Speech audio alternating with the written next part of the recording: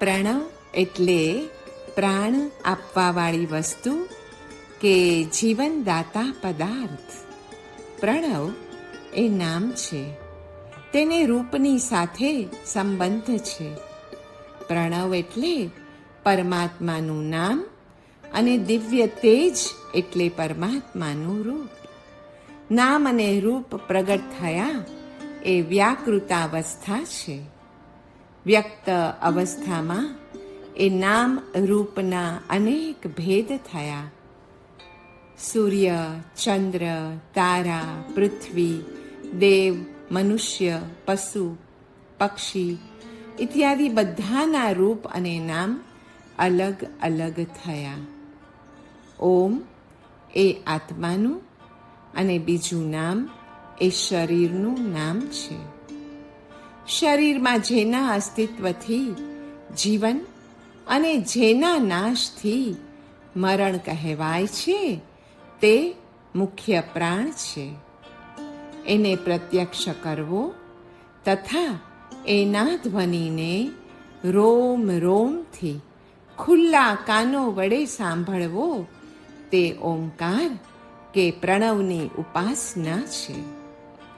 પ્રણવોપાસના સુધી પહોંચનારને માયાનો પડદો તૂટી જઈ નિજ સ્વરૂપનું દર્શન થાય છે, કેમ કે ઓમકાર એ મંત્ર સેતુનું કામ કરે છે. દિનાંક 16 જૂન 1970. સંતોને માટે પ્રણવ જપનું વિધાન છે. રોજ 12,000 વખત પ્રણવ મંત્રનો જપ જપે, વળી 12 માસ જપે અને નિત્ય જપે. એવું વિધાન શ્રી સંતોને માટે, મુનિજનોને માટે, સાધુઓની માટે આવું પ્રણવ જપનું વિધાન છે. પ્રાણ કે આત્મા તે ઓમકારની ઉપાસનાનો આધાર છે. શાંતિ એટલે કે ખમ તે સ્વરૂપ છે અને આનંદ એટલે કે કમ તે ફળ છે. પ્રણવ ધ્વનિ કેવળ ધ્યાન દ્વારા જ અનુભવ કરવા યોગ્ય છે. યથાર્થ રૂપથી મુખ દ્વારા તેનું ઉચ્ચારણ થવું અશક્ય છે. છતાં ગૌણ રૂપથી તેનું ઉચ્ચારણ પણ કરાય છે. સૃષ્ટિના આદિ કારણરૂપ કાર્યની ધ્વનિ ઓમકાર છે. પ્રણવ ધ્વનિરૂપ ધ્વન્યાત્મક શબ્દનું રૂપ અને વર્ણાત્મક પ્રતિશબ્દ છે તે શાબ્દિક ઓમકાર છે. ગીતાના 8મા અધ્યાયના 10મા શ્લોકમાં કહ્યું છે કે મરતી વખતે ભ્રૂ મધ્યમાં ધ્યાન લગાવી ઓમનું ઉચ્ચારણ આત્માને આગળની ગતિમાં સહાયક થાય છે. જે મનુષ્ય ભક્તિયુક્ત બનીને મરણ સમયે ભ્રૂ મધ્યમાં પ્રાણની સ્થાપના કરીને નિશ્ચય મનથી શરીર છોડે છે તે દિવ્ય સ્વરૂપ પરમ પુરુષને પ્રાપ્ત થાય છે. ઓમ એક જ અક્ષર 360 વાર ગણાય ત્યારે એક પળ થાય. 60 પળની એક ઘડી, તેથી એક ઘડીમાં 3600ની સંખ્યામાં જાપ થાય. વળી એક ઘડીના ઉચ્છ્વાસ 360 થાય. તેમાં એક ઉચ્છ્વાસે પ્રાણાયામમાં 10 ઓમકારનો જાપ કરી શકાય. એ રીતે પણ એક ઘડી અર્થાત 24 મિનિટમાં 3600 વાર ઓમ એવો જાપ થાય. આ રીતે 3.5 ઘડી એટલે કે 1 કલાક અને 24 મિનિટમાં 12,000 ઓમકારનો જાપ થઈ શકે. પૂરો 1.5 કલાક પણ નહીં. અને આવી રીતે રોજ જો 12,000નો ઓમકારનો જાપ થવા માંડે, નિત્ય થવા માંડે, એક લીનતાપૂર્વક થવા માંડે તો આત્મા એનું સ્વરૂપ આપણી સામે પ્રત્યક્ષ કરે છે. ઓમકારમાં 3 વર્ણો છે, અ, ઉ અને મ. અ એટલે બ્રહ્મા, ઉ એટલે વિષ્ણુ અને મ એટલે મહેશના આરાધનમાં ક્રમશઃ સત્વ, રજસ અને તમસની શક્તિઓ માનેલી છે. ઓમકારમાં પંચ પરમેષ્ઠીઓ પણ અધિષ્ઠિત છે. 5 પરમેષ્ઠીઓનું એક સાથે ધ્યાન કરવા માટે આ એકાક્ષરી મંત્ર બીજનો ઉપયોગ મુનિજનો કરે છે. આમ ઓમકારમાં 24 તીર્થંકરો સ્થિત છે અને ઓમથી 24 તીર્થંકરોનું 5 વર્ણો વડે ધ્યાન થાય છે. સર્વ પ્રકારના મંત્રોનો આવિર્ભાવ અને તિરોભાવ ઓમકાર અને નમોક્કારમાં થાય છે. તેથી તે બીજ મંત્ર છે. મંત્ર એટલે વિચાર, મનન અને તંત્ર એટલે ક્રિયા. વિસ્તાર અને વિચારપૂર્વકની યોજનાઓ જ ફળીભૂત થાય છે. પ્રણવનાદ અર્પે છે આપણને પરમાત્માનો પરિચય. પ્રાણીની શ્વસન ક્રિયામાંથી ઓમકારનો જે અસ્પષ્ટ નાદ કે ધ્વનિ બહાર આવે છે ને, તે જ નાદ બ્રહ્મ કે શબ્દ બ્રહ્મ છે. યંત્રનું મધુર સંગીત જેમ ગાયકને જણાવે છે. ક્યાંક આપણે મધુરું સંગીત સાંભળીએ તો ભલે દેખાતા ન હોય, પણ નક્કી જ આપણે ગણીએ કે ક્યાંક કોઈક ગાયક આ સૂરો રેલાવી રહ્યા છે. એ રીતે આ ધ્વન્યાત્મક પ્રણવનાદ પ્રાણી માત્રની અંદર વિરાજેલા પરમાત્માનો પરિચય આપે છે. ધ્વન્યાત્મક તત્વ પ્રણવ. સામ્ય અવસ્થામાં પ્રણવનો ધ્વનિ યોગી પુરુષો તથા ભક્તજનોને સંભળાય છે. મુખ્યત્વે તે ચિત્તવૃત્તિઓ વડે જ સંભળાય છે. ધ્વન્યાત્મક પ્રણવમાંથી વર્ણાત્મક પ્રણવની ઉત્પત્તિ થયેલી હોવાથી તેને પણ પ્રણવની સંજ્ઞા પ્રાપ્ત થઈ છે. અ એટલે સત્વગુણ, ઉ એટલે રજોગુણ અને ખોડો મ એટલે તમોગુણ, અર્થાત ત્રિમાત્રા એટલે ત્રિગુણ. બિંદી અર્ધમાત્રાથી ઉત્પન્ન થતો અનુનાસિક ધ્વનિ એ આત્માના શુદ્ધ સ્વરૂપનો વ્યંજક છે, જે અંતમાં ઘંટના નિનાદની જેમ બ્રહ્મમાં લય પામી જાય છે. આમ કુંડલિનીના 3.5 આંટા એ 3.5 માત્રાના સમજવા. તેને અનાહત વાચક પણ કહેવાય છે. ઓમકાર એ જીવનું ધનુષ્ય છે. શુદ્ધ જીવ એનું બાણ છે, તો પરબ્રહ્મ એ તાકવાનું નિશાન છે. જ્ઞાનયોગ, કર્મયોગ, ભક્તિયોગ પણ સધાય છે આ એકાક્ષરી ઓમકારથી. અ એટલે જ્ઞાન, કોગ્નિશન, નોલેજ ઓર થોટ. ઉ ઇઝ કર્મ, connection, action or will.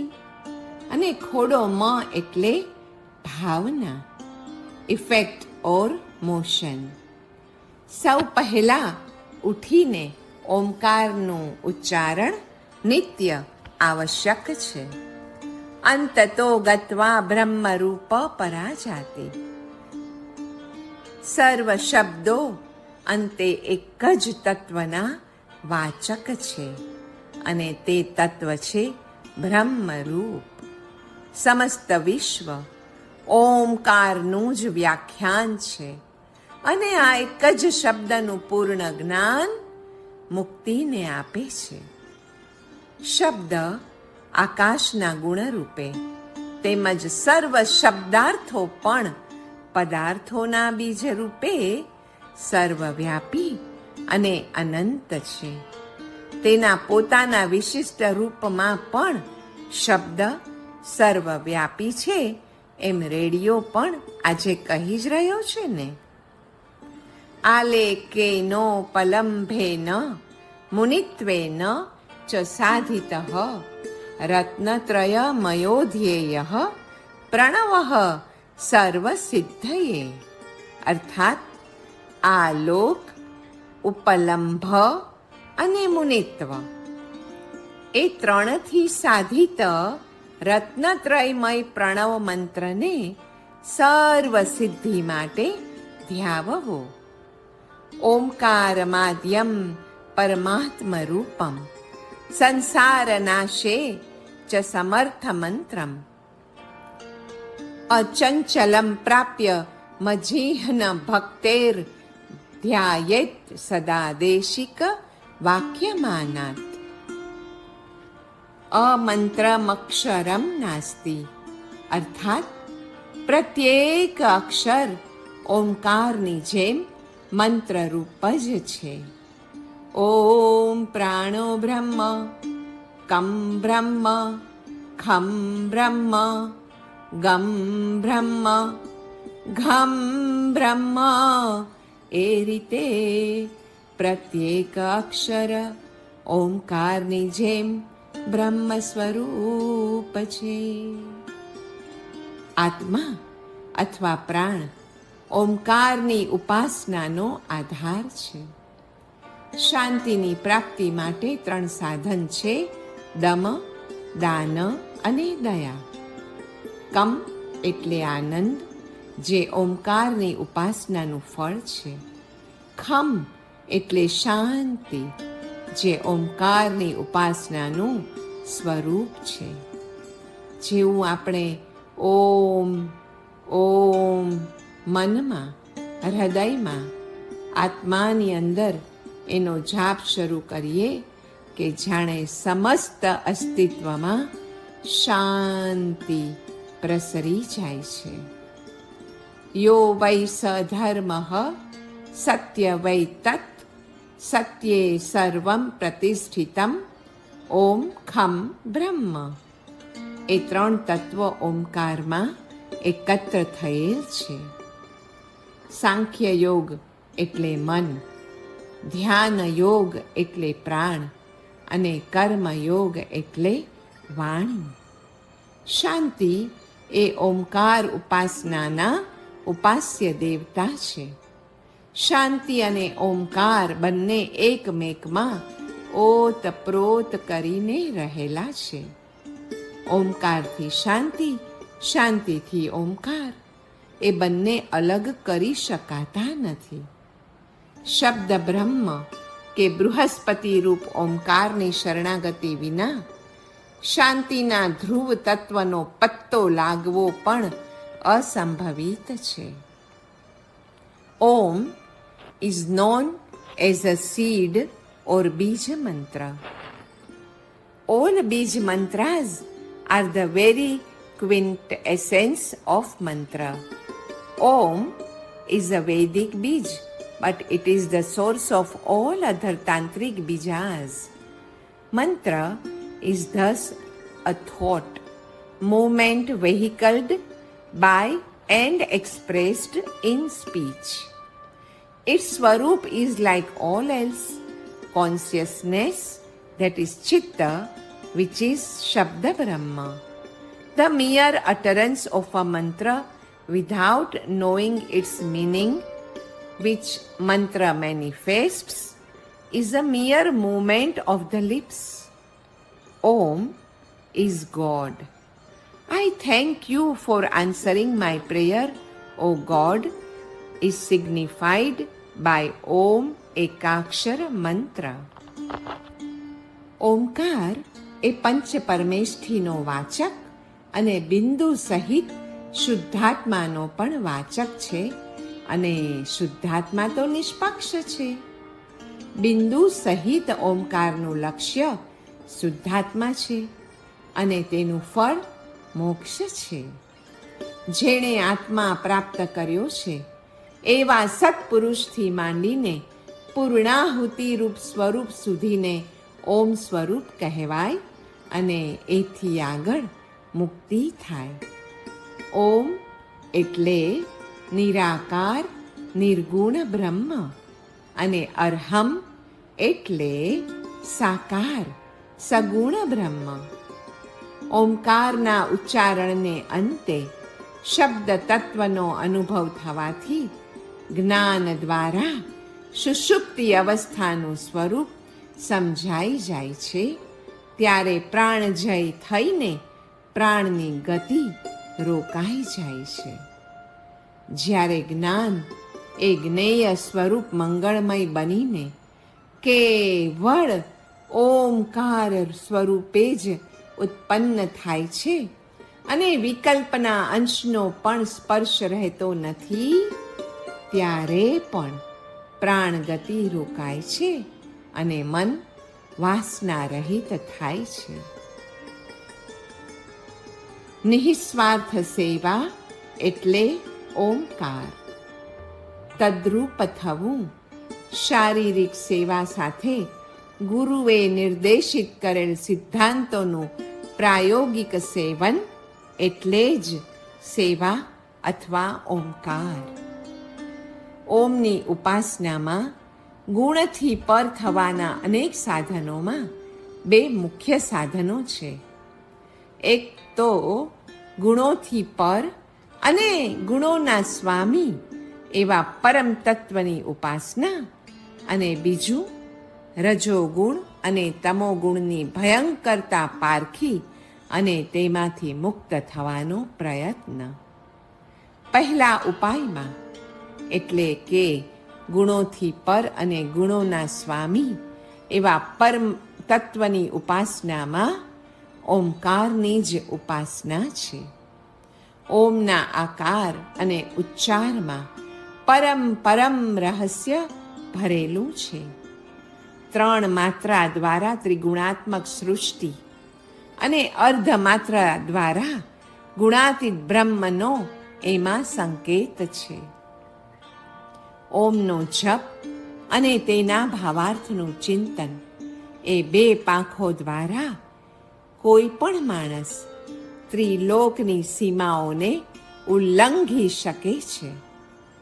Omkar એ વાચક છે તો તેનું વાચ્ય અમૃતાક્ષર રૂપ રુદ્ર છે.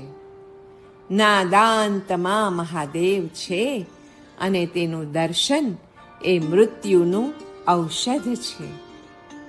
ઓમકારનું ધ્યાન ધરતા જે પ્રણવને જપે છે તેના આત્મામાં મહાદેવ સતત પ્રકાશે છે.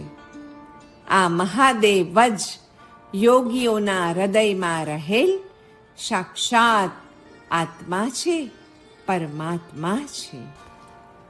પહેલા એક જગ્યાએ કહેલું કે જૈન દર્શનમાં ગણેશની ઉપાસના છે. પણ કેમ? ગણેશની ઉપાસના એટલે આપણી અંદર નિવાસ કરીને રહેલા એ જ્ઞાનાત્માની જ ઉપાસના છે. ઓમ એટલે વેદોમાં પ્રતિપાદિત આદિ સ્વરૂપ એ સ્વસંવેદ્ય છે અને તે જ સકલ અર્થ અને બુદ્ધિને પ્રકાશિત કરનાર ગણેશ છે. ઓકાર એ ગણેશના 2 ચરણ છે. ઉકાર એ ગણેશનું વિશાળ ઉદર છે અને મકાર એ મોટું ગોળ મસ્તક છે. ત્રણેય જ્યારે એકત્ર થાય ત્યાં ગણેશ જ પ્રણવ રૂપે રહેલા છે. શ્વાસોચ્છ્વાસે ઓમનો ઉચ્ચાર થતો રહે ત્યારે આત્મજ્ઞાનના શ્રી ગણેશ મંડાય એ આ અર્થમાં જ છે. શ્વાસે શ્વાસે ગણેશની સ્થાપના કરવી જોઈએ. શ્વાસ એટલે મૂષક એટલે ઉંદર જે આપણા આયુષ્યને કાતરી ખાય છે. દરેક શ્વાસે આપણું આયુષ્ય ઘટી રહ્યું છે, કારણ કે શ્વાસ રૂપી મૂષક તે આયુષ્ય રૂપી કાપડને કે કાગળને સતત કાતરતો જ રહે છે. ઓમના રટણ દ્વારા આત્મજ્ઞાનની સ્થાપના કરવામાં આવે તો શ્વાસની ચંચળતા કાબૂમાં આવી જાય છે. જે શ્વાસ ઓછો, અધૂરો, અનિયમિત અને આવેગયુક્ત આપણે લઈએ છીએ ને, એ આપણી જીવન શક્તિને ક્ષીણ કરી નાખે છે. માટે શ્વાસ પૂરો લેવો, વધુ ઊંડો લેવો, નિયમિત લેવો અને આવેગથી પ્રયુક્ત એવો ન લેવો, તો આપણી જીવન શક્તિને વધુ બળ મળતા આયુષ્ય ક્ષીણ થવાનું અટકી જાય છે.